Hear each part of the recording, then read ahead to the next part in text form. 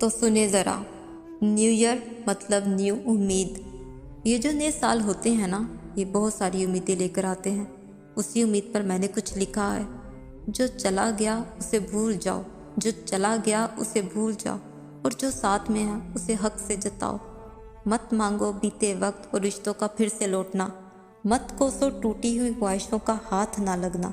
वो कहते हैं कि चांद भी हर दिन एक जैसा नहीं चमकता, कभी ढलता है तो कभी पूरी तरह निखरता है, और इसके हर दिन अलग होने पर ही वो चांद उन लाखों तारों को अपने वक्त पर रोशन होने का मौका देता है। इसी तरह बुरे वक्त और बुरे लोगों को भूल जाओ। 365 दिन क्या कम थे रब का तुमसे उन लोगों से मिलाना। नहीं मिले तो ना सही, नहीं मिले तो ना सही, तो खोल दूसरा दरवाज़ा जिसमें रखी है पूरी दुनिया तेरी।